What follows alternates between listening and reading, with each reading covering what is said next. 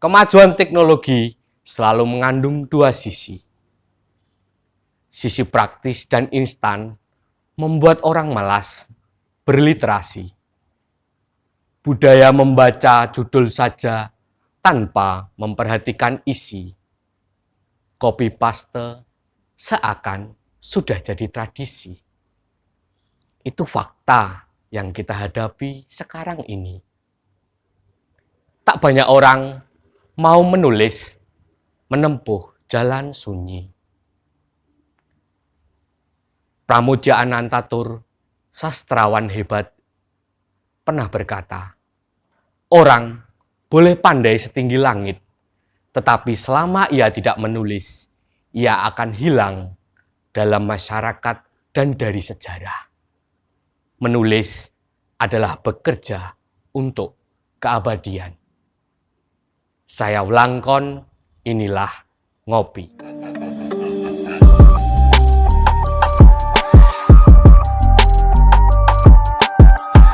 Halo Sobat Ngopi di rumah, kembali lagi dengan saya Pak Wlangkon dalam acara Ngopi, Ngobrol Pintar ala Sedesian.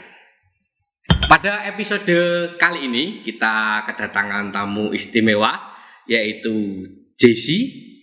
Halo Jessie. Halo Pak. Ya, sehat? Sehat. Sehat, ya.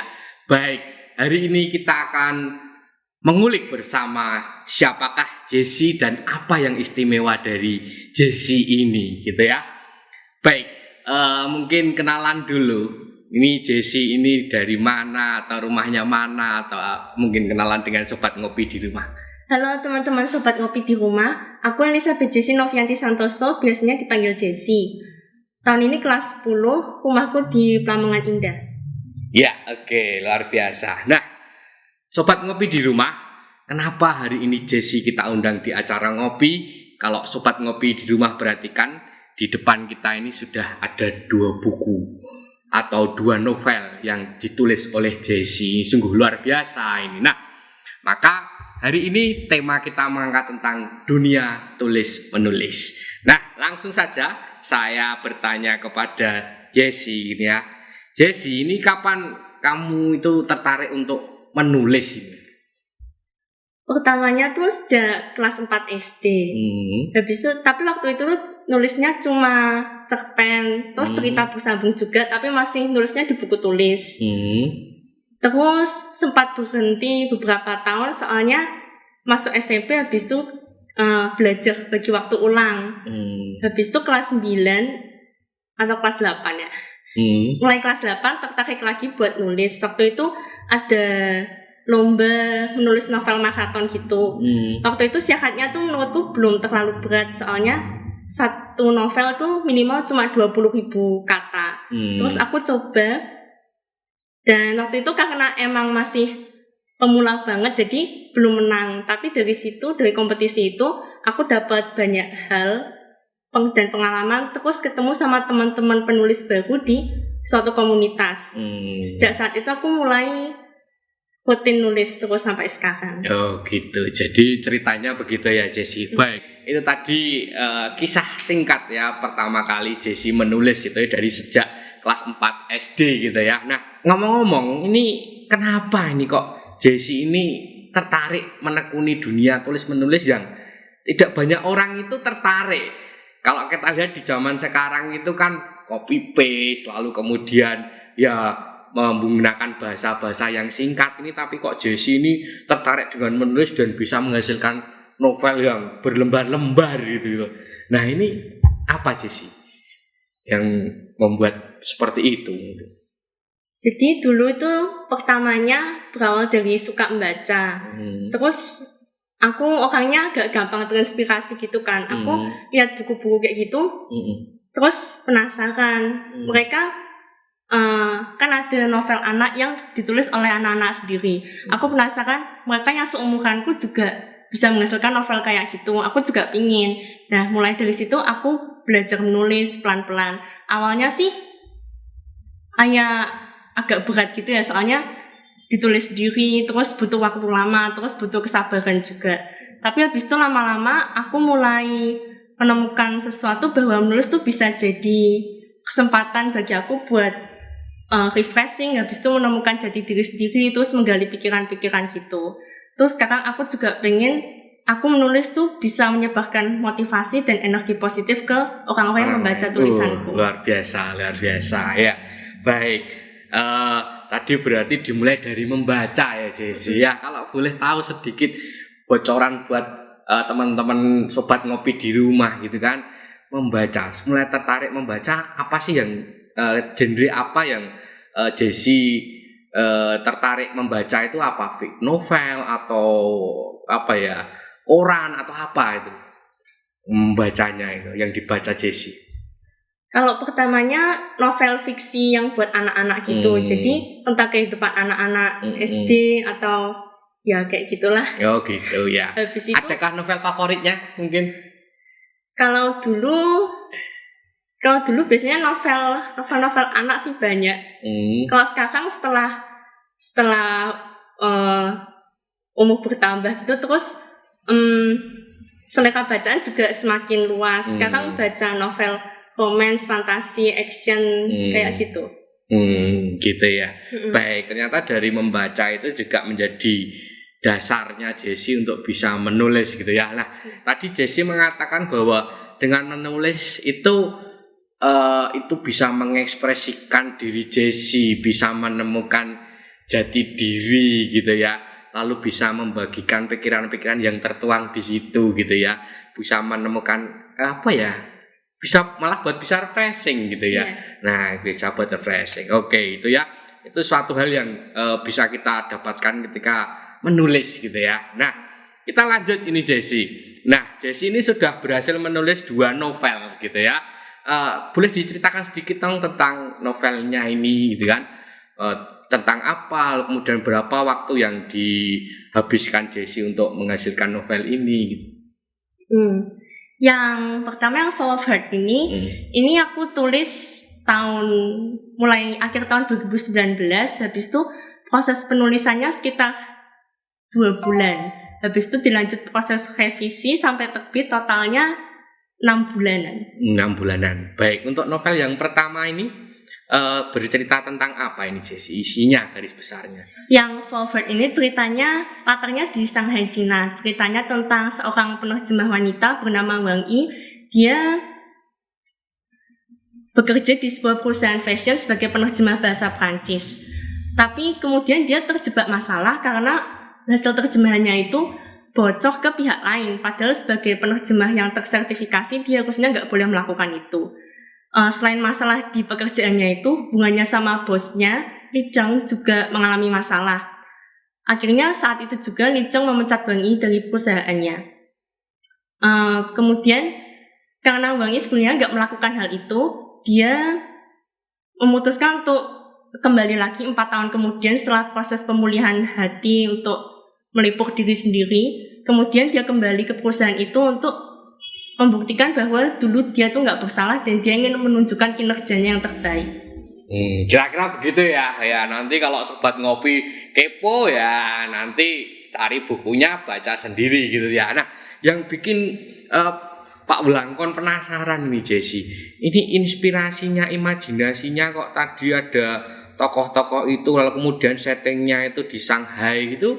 Apa yang mempengaruhi Jessi? Imajinasinya dapatkan dari mana ya itu? Inspirasinya. Kalau untuk pekerjaan tokohnya yang penerjemah itu sebenarnya itu salah satu cita-citaku. Jadi waktu nulis sendiri aku jadi sekalian belajar kira-kira nanti jadi penerjemah itu kerjaannya seperti apa. Habis itu kalau untuk latarnya itu sebenarnya dipengaruhi dari kesukaanku juga buat nonton drama, film, terus lagu-lagu gitu. Lagu-lagu yang Korea, Cina gitu ya. Yang dari Asia Timur. Asia gitu. Timur. Oh begitu. Jadi novel ini ternyata ya tadi ya karena Jessi mengatakan bahwa ini ekspresi dari diri Jessi. Kalau tokoh yang ada di sini tadi pekerjaannya kan itu merupakan impian gitu ya, impian dari Jessi ya. Oke. Baik. Terus nulis novel ini tadi berapa bulan Jessi? 2 bulan ya? 2 bulan. Nah, tantangannya apa untuk menulis novel yang pertama ini? Ya waktu itu tantangannya itu soalnya tahun itu tuh bersamaan sama tryout buat ujian nasional, meskipun ujiannya nggak jadi. Itu kelas 9 waktu itu. Jadi kayak bagi waktu buat revisinya, habis itu nulisnya itu butuh, kadang ada kalanya kayak mikir mana yang dikorbanin gitu. Tapi akhirnya puji Tuhan bisa dua-duanya bisa berjalan dengan maksimal. Terus ada juga tantangan kalau misalkan waktu nulis kadang moodnya nggak bagus gitu, terus jadi nggak keluar gitu ya. Gitu ya. Baik, tadi Jessie sempat menyinggung revisi gitu. Nah, ini berarti Jessie nulis naskah kemudian dikirimkan ke penerbit lalu nanti direvisi gitu.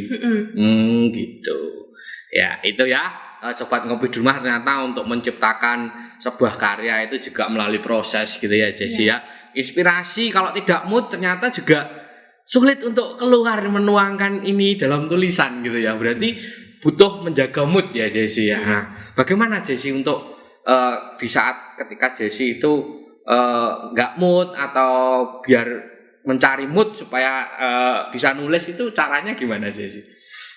Kalau misalkan lagi nggak mood, biasanya aku biasanya berhenti dulu, terus nonton drama atau nonton film atau baca buku, dengerin lagu gitu, buat sekalian relaksasi diri sekaligus mencari inspirasi lagi. Gitu ya. Jadi nggak langsung dipaksakan gitu ya, karena kalau semakin dipaksakan ternyata juga malah semakin tidak keluar ya inspirasi itu ya. Baik, luar biasa ya Sobat Ngopi di Rumah ya.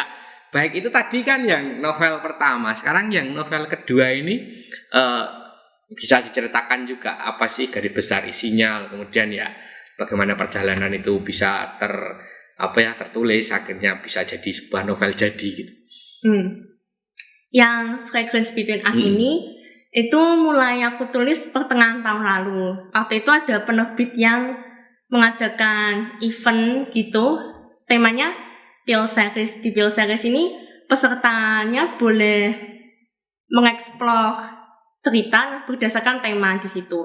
Nah, Pil Series ini sebenarnya pil itu artinya kayak kondisi psikologi seseorang waktu menyukai sesuatu. Singkatnya, pil itu semacam kebalikan dari fobia. Nah, di sini ada beberapa pilihan seperti pluviopil, itu pecinta hujan, kemudian bibliopil, pecinta buku, retropil, pecinta barang-barang antik. Nah, habis itu dari pilihan tema itu aku pilih yang menurutku bakal menarik buat dibahas. Di Fragrance Between Us ini aku pilih tema retropil, bercerita tentang Isabel dan Samuel. Mereka berdua mencari sebuah botol parfum antik yang sebelumnya sudah dijual oleh nenek Isabel 10 tahun yang lalu. Bagi orang-orang mungkin kayak gitu, barang yang udah dijual 10 tahun lalu tuh kayak useless ya, nggak berguna gitu. Nggak mungkin bisa ditemuin lagi. Tapi Isabel ini tuh orangnya unik gitu. Dia percaya bahwa barang-barang yang dijodohkan buat dia itu pada akhirnya nanti bakal kembali lagi sama ke dia. Gitu ya. Nah, inspirasinya dari mana Jessie kok bisa membayangkan seperti itu gitu? Waktu itu waktu mencari idenya sebenarnya aku kan udah ada patokan tema. Habis itu aku cari informasi tentang barang antik gitu, apa sih yang biasanya bisa dikoleksi. Habis itu dari hasil riset itu aku menemukan bahwa kayaknya botol parfum antik tuh lumayan seru buat dibahas. Jadi aku pakai itu. Habis itu aku kembangin lagi ke hubungan tokoh-tokohnya dan barang antik itu. Ya, poinnya berarti sebelum Jessie tadi untuk menulis, lalu kemudian membuat sebuah tokoh, lalu kemudian membuat cerita itu juga harus riset dulu, harus mencari dulu referensinya banyak dulu, lalu kemudian baru diputuskan temanya ini, lalu kemudian ini yang mau saya angkat gitu ya. Artinya harus ada proses seperti itu. Ya, oke, luar biasa. Kalau yang ini berapa bulan ini Jessie? Nulisnya sekitar 3 bulanan, tapi habis itu ada proses revisi juga. Jadi totalnya dari mulai nulis sampai terbit 7 bulan. 7 bulan, ya 7 bulan. Bukan proses yang singkat gitu ya, 7 bulan. Oke, mungkin dari proses 7 bulan itu setelah di ACC oleh penerbit lalu kemudian bisa terbit, apa sih yang dirasakan oleh Jessie gitu? Pastinya seneng ya, soalnya setiap nerbitin buku baru tuh selalu ada perasaan kayak bangga ke diri sendiri gitu. Terus ada juga perasaan kadang khawatir kalau misalkan penjualannya nggak memenuhi ekspektasi. Tapi sejauh ini ya puji Tuhan lumayan ya. Oke, baik. Oke, Jessie, tadi juga saya belum menyinggung ini ketika tadi Jessie mengatakan bahwa Jessie juga ikut komunitas menulis gitu ya. Nah, komunitas menulis lah, dari komunitas itu apa sih yang bisa yang bisa dipelajari dari ikut komunitas itu, ataukah kemudian lingkungan itu yang membuat Jessie tetap bisa sharing atau bisa apa gitu, kira-kira gimana kehadiran komunitas itu buat Jessie sendiri gitu kan, manfaatnya lah gitu. Dari komunitas yang aku ikuti sendiri itu bisa menambah banyak kenalan, soalnya di komunitas itu isinya juga bukan hanya penulis-penulis, tapi ada beberapa pemilik penerbit, kemudian pemilik platform di Indonesia. Habis itu dari situ aku belajar dari pengalaman teman-teman di situ, kemudian perluas relasi.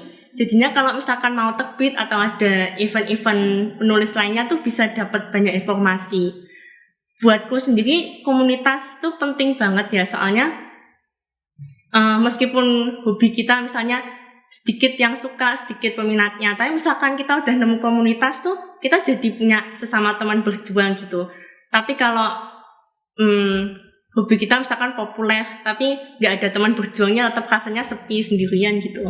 Gitu, berarti komunitas itu juga selain tadi relasi gitu ya, yang juga bisa membuat Jessie mempermudah ketika misalnya link untuk misalnya menerbitkan buku, lalu juga ada inspirasi di sana, tapi juga ada daya dukung ya, daya dukung dari komunitas itu merasa bersama-sama untuk berjuang menulis gitu ya. Oke, luar biasa. Baik.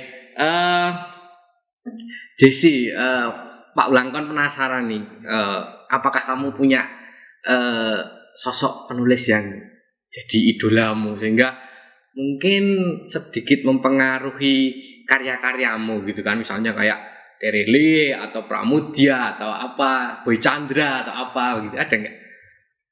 Ada sih, banyak. Soalnya aku kan juga suka baca. Kalau untuk penulis dalam negeri aku suka Ilan Nathan, Boy Chandra, juga suka. Habis itu aku juga baca buku terjemahan, jadi ada beberapa penulis luar negeri yang aku juga suka, misalnya J.K. Rowling, Jane Austen gitu. Ya gitu, bacaannya wah banyak ini seperti Jessie-nya sepertinya gitu ya. Oke, ya Jessie sudah menulis 2 buah novel gitu ya. Nah, cita-cita Jessie ke depan gitu ya, cita-cita Jessie ke depan, apakah ada rencana untuk menerbitkan novel lagi, ataukah mungkin memang Jessie itu sudah mantap gitu, besok aku mau jadi penulis ataukah menulis ini hanya sebagai sambilan saja. Kira-kira gimana Jessie untuk target kedepannya? Kedepannya aku masih punya cita-cita lain sih, tapi aku berharap apapun pekerjaanku kedepannya aku tetap bisa sambil nulis. Soalnya nulis tuh udah kayak udah kayak hiburan tersendiri yang susah digantiin yang lain. Tadi yang kamu katakan refreshing tadi gitu ya, bisa refreshing, mengaktualisasi diri gitu ya. Ya, oke. Baik Jessie, kita sudah sampai di akhir ini, tak terasa kita obrolan kita sudah banyak gitu ya. Nah, mungkin buat sobat ngopi di rumah, kira-kira ada sesuatu hal yang mungkin Jessie sampaikan, bisa pesan-pesan ataupun apa supaya sobat ngopi di rumah itu juga tertarik untuk menulis, tertarik untuk membaca kira-kira. Mari Jessie. Pesanku buat sobat ngopi di rumah, menurutku membaca itu penting banget, apalagi buat melatih cara pemikiran yang kritis. Kemudian kalau bisa usahain buat belajar menulis juga, soalnya menulis itu bukan hanya untuk yang penggemar fiksi aja, tapi juga sarana kita untuk memperkenalkan diri kita ke orang lain. Sekarang kan public figure juga tambah banyak yang mereka menulis buku mereka sendiri, itu juga berguna buat memperkenalkan diri mereka ke semakin banyak orang di lingkup ruang yang luas. Jadi menurutku membaca dan nulis itu penting banget buat kehidupan di era mendatang. Iya, oke. Terima kasih untuk pesan dan motivasinya buat sobat ngopi di rumah. Ya, memang benar. Yang namanya menulis itu kalau kata Pramoedya Anantatur itu kan adalah bekerja untuk keabadian, gitu ya.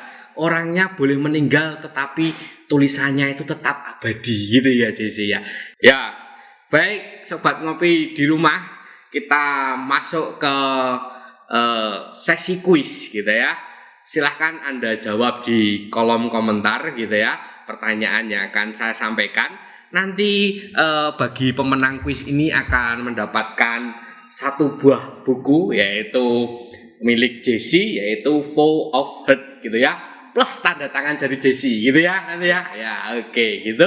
Nah pertanyaannya untuk sesi kuis ini adalah tadi Jesse menyampaikan banyak hal manfaat yang dia dapatkan dari menulis. Nah, silahkan sobat ngopi di rumah menyebutkan manfaat apa saja yang didapatkan oleh Jesse tadi di dalam dia menulis.